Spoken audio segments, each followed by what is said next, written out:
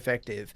But if you don't know how to play with that champion, it can just feel like the shit. Like I think of like whenever I review VODs and people play with Shen, it's like, well, why are we just team fighting ARAMing here with the Shen? You need to be playing in the side lane and leveraging the fact that you've got this ultimate. Like that's what you got to do. That's you dealing with Shen. That's what you got to do. But like I think that's what you mean, right? In the sense that junglers they just want like. They just think, oh, there's an AD carry. They're just going to do damage. And they're going to be able to follow up exactly. on But you can't think like that. You've got to think in a more like nuanced way. It's like, how does Jin specifically want to fight? And you've got to play around that. It's just a unique It's incredibly unique. It's just unique. The way he deals damage is not intuitive to non-Jin players. That's right. Exactly that's why people struggle with it. That's why people struggle with it. Exactly. Whereas again, with Kai'Sa and Jinx, they're like, plug and play. You know what they're going to do. You don't have to have even a remote understanding of the AD carry role or that champion. You just know that they're going to pump out damage. Yep. Yeah, I think Jin, you guys are memeing me about, well, I like Jin on my team. Yeah, okay. But I struggled to play with it initially until I sort of understood this concept. Well, the reason I think Jin is actually, for me, I think a good solo queue champion is that it's just got good skirmishing. Yeah, a lot of it's just good skirmishing. Like, I know that if I'm in a river fight, like a 2v2, 3v3, some chaotic fight, Jin's going to do better than a lot of other AD carries. Yeah, he's got some CC with his W. He's got some PL with his high E. burst. Yeah, he can nuke something. Like, those skirmishes where one person dies fast, Jin functions very well in Yeah, that's how I feel. And that's why I like Jin. It's just really good for those chaotic games, I feel like. Yeah. No, Jin's good. It's just like a scaling issue. Like, genuinely, Jin just doesn't scale that well until super later in the game. Okay, I'm going to do just a quick tangent before we move on to Nathan's favorite champion next. Oh, God, what's this? Can't read the I won't spoil it. But do you feel like scaling is even important as an AD carry? This is a complete tangent, but like, I think it's an important question. Because you mentioned Jin doesn't have that scale. Like, how important is... I mean, from my experience playing the game, I would say it's about 0% important, honestly. No, I don't think that's... Like, genuinely, when I win or lose games, it's not because I win a team fight later on. Like, very rarely, I would say maybe 5% of the time, am I winning off scaling. I think every champion in the game generally scales fine. Exactly, that's what I think as well. And yeah, it's mostly mid-game. Dragon numbers 2 and 3, maybe even drag number 4 sometimes. Like any AD carry that's getting to 3 items is going to do more than enough damage to win the game. It's like it's about how you play up until that point. Yeah, it's very rare. Like I'm glad you say that because I feel like it's very rare in my games. It's like, gosh darn it, they have the scaling AD carry and we don't. You know, it's like I feel like it's rare that I've ever got that internal dialogue or I'm actually ever thinking about that. But I will say that when I do coaching, it's almost the opposite sometimes because people's mid games and laning phases aren't as precise, so no one translates leads, people flip barons, people are doing... The game's more extended. Yeah, there's just, like in our games, like if one team's strong, they'll be the team to get the dragon. In other games, people forget it's even coming up, so you're just trading 2 dragons apiece, and then I open up the coaching VOD, and I see 45 minutes on the timeline. I'm like, holy moly, what happened here? You know what I mean? And like, in those games, the Smolder will win the game. Yeah. because it's just so easy. But, so yeah, I think we might be a bit out of touch, I guess, when it comes so it depends on the rank. Yeah. But I think even like up to Platinum, like Platinum above, I reckon scaling like matters way less. Way less. But lower ranks, below Plat. Because games are going to be longer. People go less structured, less stacking of objectives. Yeah. But then again, honestly, I think that Platinum and below, people probably aren't playing the scaling champs to their limits anyway, so I don't think it might not even matter down there as much either. Right. I don't know. I think there might be a few exceptions. Like Smolder might be the exception that proves the rule. Like he scales better than anyone, right? Sort of breaks the game. Yeah, he just like is the scaling champ. Yeah. All right, so Aphelios was the champion, Charles. The 200 years of... Is that the meme? 200 years of development, right? Yep. 200 combined years. That's the meme. So yeah, I think that Aphelios, from my perspective, Charles, you can correct me if I'm wrong here, just again, spewing out the Nathan Mott narratives here. Yep. Hardest champ to play. Yep. I will be happy with a Lulu Aphelios, terrified against Lulu Aphelios. I understand it's a win condition, insane scaling, but outside of that, yeah, not scared of it. I know it on my team. I mean, it doesn't really ever get lane leads, honestly. I love the way you put it to me the other day. You said it's easy to beat and easy to lose with. Yeah, that would be one thing. So, is it hard, Charles? Is Aphelios a hard champion? Yeah, it's hard, for sure. It's not that hard. It's not the hardest AD. It's not as hard as people think. Like, I was saying, it's like Hwei, Curtis. Like, Hwei on the surface looks like it has a billion abilities. That. I mean, okay, again, let's get specific. It's like the initial getting to the 70% mark. is not that difficult. No, I mean it's very similar to like a Caitlyn, honestly. Getting something, yeah, exactly. As But then again, min-maxing in the skill cap Yeah, is incredibly high for Hui. for Hui. Yeah, for Aphelios, I would say it's pretty similar. Like you can get into the weeds. You get into the weeds, yeah. In terms of like gun rotation management, Yeah. multiple guns in one fight, timing your weapons for objective spawns, specific weapons to come up in certain orders. Yeah, you can get pretty freaky with it. And like, again, Rico is very big on this stuff, so Rico knows a lot about Aphelios.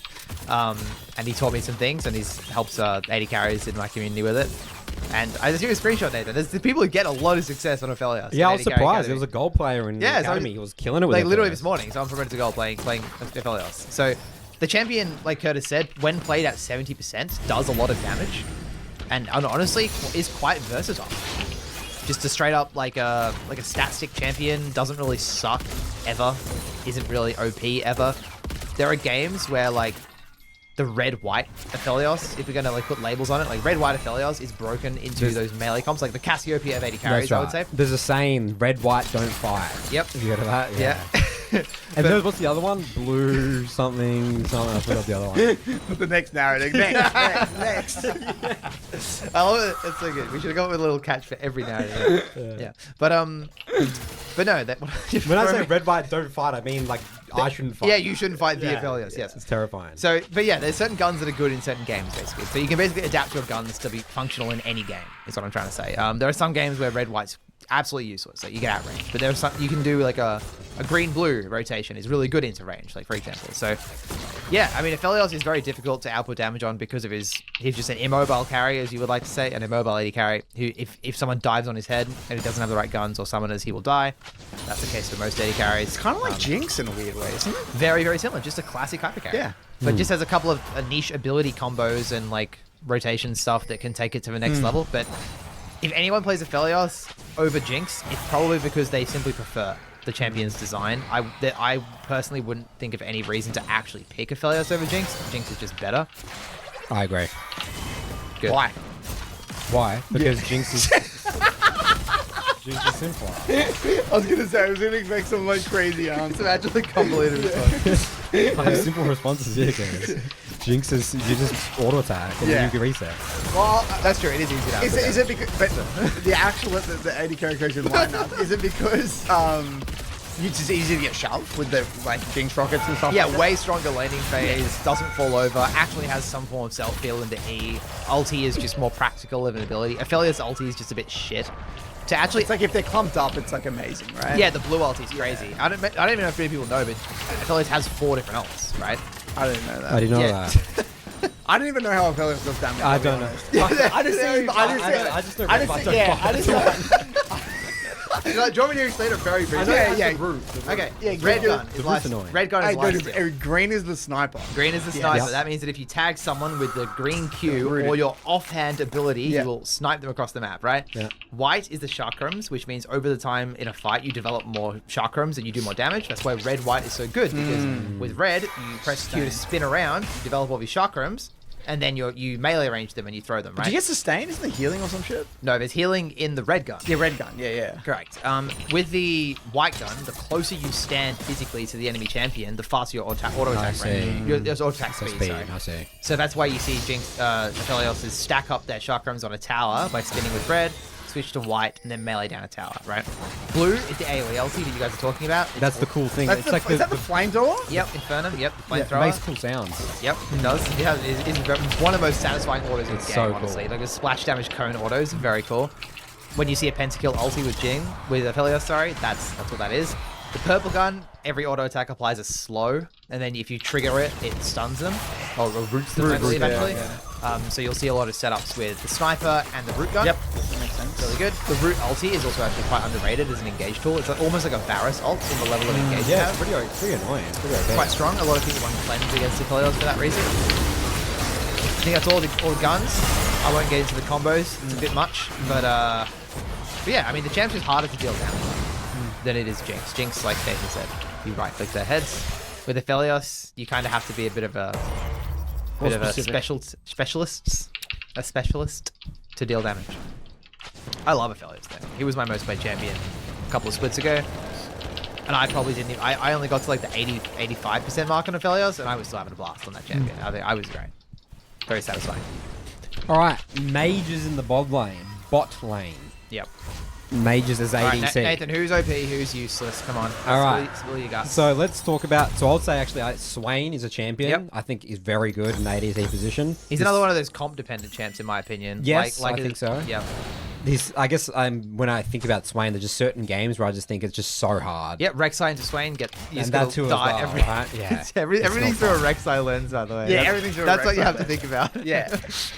That's the entire view of the game's warped around just one But I've played a lot of Swain. I hate versing Rek'Sai Swain.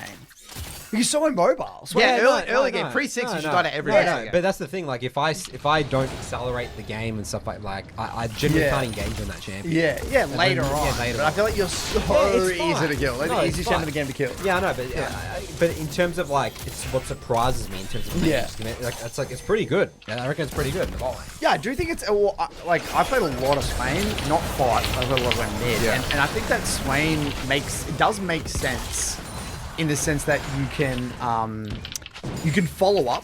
Like it's good follow up. Like Swain has great follow up on certain supports. A lot of AD carries are just low range, so you can just get a get free away with lane, it, yeah. and that's what Swain is. If you get a free lane on Swain, in bot, it's like great. I get to scale to team fights. You're gonna win every dragon fight, and that's huge. And I think Swain specifically is really good in solo queue, especially in the lower ranks, because people don't play around his ult. Like I understand the concept, and I can ping off. Okay, we're just gonna burn Swain's ult back off. There's the worst champion in the game. It's like got that whole. You've got this whole idea, Nathan, right? That I'm just trying to unpack the narrative here. You've got this whole idea that if someone has an ability where they can stand their ground, and then like your teammates are monkeys that are gonna run in. That's what you think. They're all You gonna come think in it's a like- cage match. Yeah. You think it's a cage No, match. that's how it is. That's not how Nathan solo queue views is. it, right? You know, it's like Saw has like a wall. It's like. And it's inevitable. Like that wall's gonna go, and they're gonna keep going forward no matter what. Nathan views like his team has one direction only. There's a Swain who has art, and his team are gonna all run in. There's like a Xayah, everyone's gonna run into the Xayah. Show me that's not the case when playing against Swain, and I'll believe you, Curtis, because people run into Swain when he is old. They try and kill him with Swain, and everyone dies. The scariest Swain to me is when Swain has like Ghost. That's when he's unstoppable. He's running at you. He runs at Swain, you. I reckon Swain 2 items. Right, if you get to 2 items on Swain versus a low range composition, it is one of the most fun things you'll ever have. And that's what Swain is. Like, again, echoing your statement, Swain is just a niche pick. A great Swain game, you'll pop the hell off. I think Swain's even like a free win sometimes, honestly. Yeah, Pretty that's much. the thing. That's coming from someone who's never played Swain. I've never played Swain. By the way. I will need to do it at some You point. need to be remotely competent and you know the reference. Okay, Swain has very clear reference points. That's what I like about Swain. Okay. And that's why I actually recommend Swain mid to a lot of below goal players. For that reason, it has clear reference points, you've got really clear spikes, clear troughs. You got your R, okay, cool. It's like clear trading patterns as well. Really, really clear trading patterns. So I wouldn't see any reason why not in bot as well. Yeah. So that's Swain, really. I mean, I don't really think Swain's One last thing about Swain is one thing I've noticed, because there's a lot of Swain support in bot as well. Everyone gets hit by the goddamn E. I actually have specific VOD questions about how do I not get hit by this Swain E. Because for some reason, the way that ability works and the fact that he can re-angle it by moving on the backswing, and I agree with this, it is hard to dodge that ability. I don't know, what is it about Swain E that makes it so difficult to dodge? Does that resonate with you? I think if anything, that Neo in the Matrix dodging it every time? No, because like I guess I'm biased as mid laner because in mid everyone's so much higher range. Yeah, okay. So I think in mid it is hard to land. But I will say that is a difference maker. Like Hassam, who I'm a big fan of in EU, the best Swain in EU. The difference maker is that he lands his E's. Okay, it's that simple. And so like you verse good Swains, they know how to land the E. But I don't think it's a particularly hard skill set. Okay, it's like REQ. It's a pretty linear, like slow projectile. You're probably talking about melee. So I'd say melee supports would get hit by it all the time. Is that what you're saying, Charles? Or 80 carries. It does have that AoE around it. No, but I don't 80 carries as well. That's it. But I personally just don't. I think if someone's struggling into Swain E, that means that they're just being way too linear with their muscles. They need to like That's a large part of it. And it's also just moving up and down instead of side to side. Yeah. But I think like a support Swain, who their only job in the lane is to land E and hold their E until that perfect moment, is a bit scarier than a mid Swain who is maybe not doing that. I would probably say bot Swain. I mean, mid Swain's more about Q usage, I think, because you're just not going to land your Eve very frequently. Yeah, okay. Okay, so mage bots. Ziggs. Now Ziggs is next. Or do you want to talk about mage bots in Oh, general? we'll talk about Ziggs. We'll talk about Ziggs. So You play Ziggs. you've played Curtis. a decent amount of Ziggs as well, right, Yep. Charles? Ziggs is my most played mage. So where's your head at with Ziggs at the moment, anyway? Yeah, I mean, I think Ziggs is just like the default pick when your team is full AD.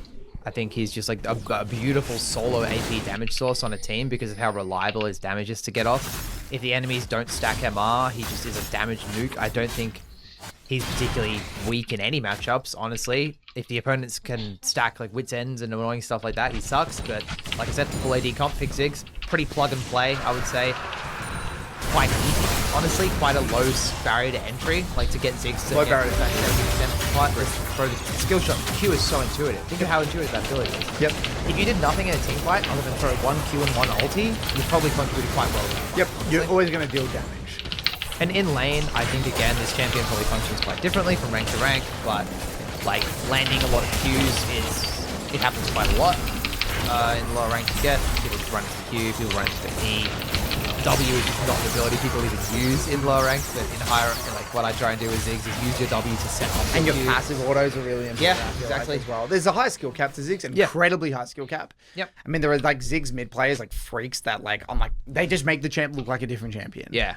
So I agree with everything you said there. I think clear reference points. And the thing I love about Ziggs is that it's like you can just get carried so easily. You can, yes. Like you don't have to do anything. Like you spike really like hard on Ludens as well. Yep. Like when you go Ludens, you spike really hard early in the game, earlier than most AD carries. You can be weak side and strong side. Yep. You can, if junglers play towards you, you can burn towers, swap mid. And that's the big, and I guess this ties into the broader discussion about mage mids and why I like mage bots so well, is because when they swap to mid, you don't have the downside of having to side lane. Yeah. And that's why I think mage and bot as a concept is actually, if you have the damage spread, Yeah. it's incredibly effective. Because think about a composition, right? Let's say most AD mids want to be in the side lane. You think Exactly, like a Yone right. or a Yeah. Yasuo or a Talon or Zed, anything. Zed, anything like that. They want to go in the side lane. Even AD carry mids, they want to go in, a lot of the time want to go in the side, like when they were AD carry mids, Tristana, they want to go side lane, right? So the great thing about that, you have a Seraphine bot, a Ziggs bot, or any of these, they don't want to go side lane in the mid game. So when you play mages in mid, you get relegated to the side lane. It's like, fuck, this sucks. Now I gotta like just catch waves conservatively and play around neutrals. But then you get swapped to mid. Yeah. It's like, fuck yeah, my life's super easy. Yeah, it's great. Because now I'm on my key spikes. I'm getting cryo on every wave.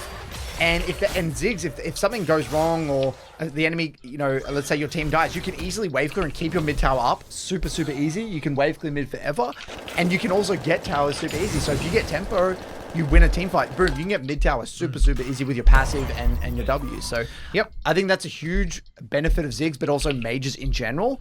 And the mage that I think is the most underrated, and shout out to Asia who highlighted this, is Seraphine. Yeah. Seraphine is actually, I think, is the strongest mage bot. I in the agree with game. that. I think so. I think it's super effective. So if you want like 3 LP and you want to play like just a plug and play mage, you want AP, Seraphine is the way to go. You have great wave clear, beautiful utility, amazing scaling. Scaling is insane. And Seraphine's the biggest weakness of a lot of these champs, like Ziggs and Seraphine, again, specific Seraphine, is that your side laning is dog shit. Yep. And that's why Seraphine mid is so difficult to play. But Seraphine bot, It would just be mid the entire all of game. the weaknesses, the early Yeah. lane, you can minimize. You one-shots waves. You one-shot waves, you can minimize with most AD carries because they just Yeah. don't have that range. It's just so easy. It dives, it's so easy. Yeah, but the combination of both those champions, Ziggs and Seraphine, the early play pattern, which is another reason why Mages bot are good, is because AD carries are so frustrating playing against them. They do dumb catch, shit. they catch a couple of waves, they base with tier, they TP back, they sit there with their little tier, they play out their lane for 1100 gold, whatever it is, get lost chapter, they come back, and then the game's over. Yep. The lane has been nulled. Lane's in. It doesn't matter what items you have against them, they're just going to sit there and farm the wave down. And then You can massively hide a skill discrepancy Yes. in bot with a mage really, really, It's really so well. frustrating to verse. Like mage I've him. like now we got Violet and stuff coaching in the 80k Academy, and I've versed Violet many times playing 80k. He's infinitely better at bot lane than me. Yeah. There's so many times where I play versus him, I'm just sitting there minimizing. He can't do anything about it. Yeah, you pick Aphelios versus Violet. It's just not going to be. Yeah, close, exactly. right? I can't play any 80k. Any 80k, I'm gonna get destroyed in 15 Yeah. minutes. But if I play Ziggs, I can just sit there and I can do my job. Yeah. And he can't prevent me from doing my job. And even if I go down a little bit of farm, I'm still going to output a lot of damage. Yeah, they fit Nathan's cage match narrative. Like Seraphine, beautiful when people run into you. Yep. You've got the W Yes. for healing. You've got the ulti for AoE. I think Seraphine is one of those champs that like, as well, like it fits, it passes the test of, it just feels annoying to verse. I think well. it's just broken by concept. Look, are you looking at win rates right now? Can you see Seraphine's win rate? It must be Seraphine's, super high. yeah, she's pretty high. I'm looking at Emerald Plus, and she's the 8th. Yeah, are they all? They're all mages, right? Yeah, pretty much all. Yeah, Swain's in there, Hawaii's in there, Vagar's in there, Yep. Brand. Yeah, Brand is another one of those Swain style champions. Just people run into him and die. Yeah. Vagar's the same. Another. Have you noticed that the champions with high win rates are often the champions that are good in full melee comps? Because they're picked in certain spots. Right. That's right, correct. Yeah, they have pretty low play rate, but yeah.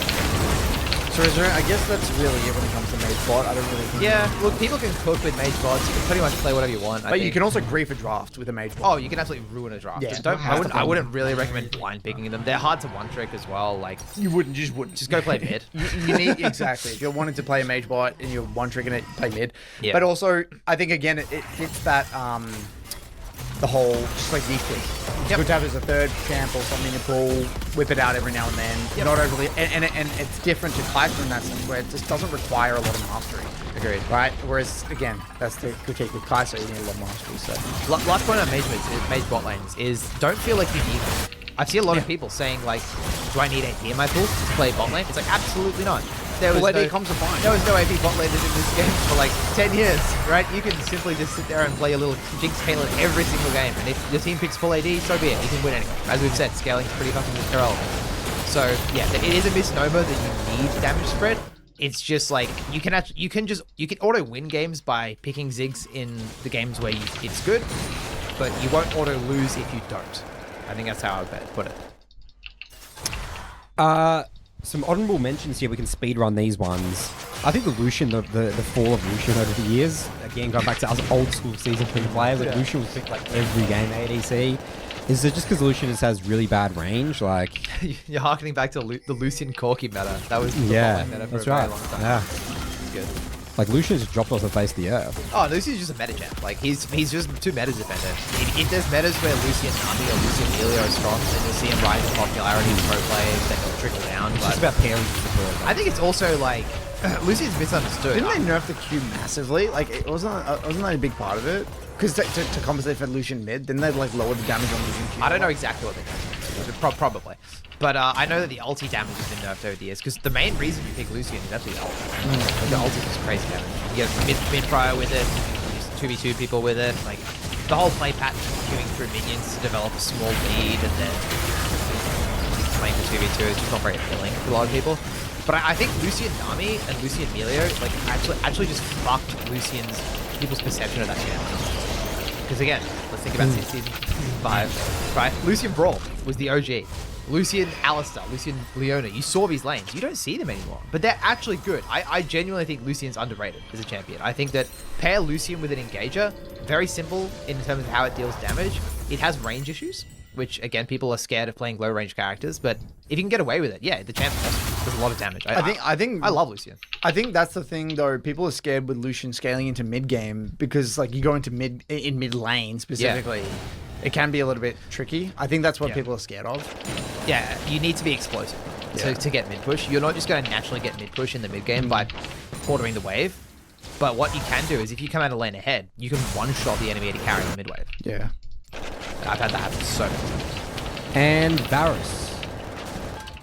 Varus, is he item dependent? I mean, People Varus switch has a between couple the of different lethality builds, Yeah. yeah. He's got like 3 builds. He's got like full lethality poke Varus. There's full lethal temper on hit Varus with Bork, and then there's a third one where you go like Nash's too, then you're like a bit of a hybrid Varus. I think they're all good. Strong laning champ. Again, I love Varus. Like pushing Varus is quite nice because he has a very clear identity of using abilities to poke people out of lane and then being explosive with the ulti at level 6. One of the best ults in the whole game. arguably better than Ashe ulti because you can actually CC a lot of different people. People often walk in the range of the Varus ult. A lot of burst damage. Crazy burst damage. The empowered Q on Varus, like, because your ulti applies all the stacks of Blight over 3 seconds, right? Yeah. So if you ulti someone, Yeah. and then you wait for the Blight, and then you just do a W fully charged Q, you half a Q. I think Varus is, you were talking about underrated champ, but I think Varus, if piloted well, Yeah, Varus is scary. so scary. Yeah. Like the threat of the R, because it's so much different to Ashe, because Ashe, it's like, you Ashe R's, but it's like, you know they're not going to kill you, I feel like. Whereas like a Varus with R, it's like, fuck. Insta-dead. It's like they can one-shot. Here's my counter argument to that. Varus feels like shit. Yeah, I can imagine. Like, Yeah. you're like the worst thing. No mobility. It's like, I love Varus, okay? I would love if Varus was fun and strong, but he's just so shit. Like, unless people play around you, you're the most immobile champion. So you I will feel actually put that out. I don't know why it feels that way. Maybe you have low base MS or something. You're so... No, it's because you're kind of low range, right? Like, in a way, right? I mean, I guess you're not low range. You know what Varus? Varus feels like you have high range. I actually don't know that. I think it's 600. Can you maybe look that up? I think it's 600 Varus, range of Varus. So it's actually quite high range. I have more success with the poke Varus than the attack speed Varus. I think playing attack speed Varus is, again, why would you do it? Why would you do that? Yeah, you wouldn't play it. It's like, just play Jinx. Yeah, but again, I have some people in the academy who really enjoy it. So they do play attack speed Varus, and more power to them for doing that. But yeah, Varus's identity, I view him as like a poke champ, right? He's like the Xerath of bot lane. If you need that, then go for it. Yeah, I think, and I think if you play Varus in that way, it can like win you a game if you're really good at that. Like poke Varus in the right game can be really, really I agree. effective. He's The a AI mechanic. says Varus has an auto attack range of 925. Is that right? No, that's Varus' hail of arrows. That's the E, isn't it? That's No, an it ability. literally says Varus' auto attack range of the range is 925. Oh, that's It's not bullshit. accurate. It's AI. Yeah, It's it's AI. AI. Yeah. Caitlyn is 650. That's the reference point. That's the E. Nathan, just go on the wiki. No, don't worry. We'll come back to that. What was I saying? So Varus is like, feels bad, does a lot of damage, hard to play. I would say that he's pretty much like a high legend, I would say. So what happened? Again, we're going to take a trip down memory I've lane. never looked at an auto attack range on a champion, by the way, before. I never mind looking You can at. tell. I'm pretty sure it's 600, dude. What does it say? Oh, 575. 575. There you go. So a bit lower. remember back in Maybe the day, Caitlyn's not 650 then. I think it is.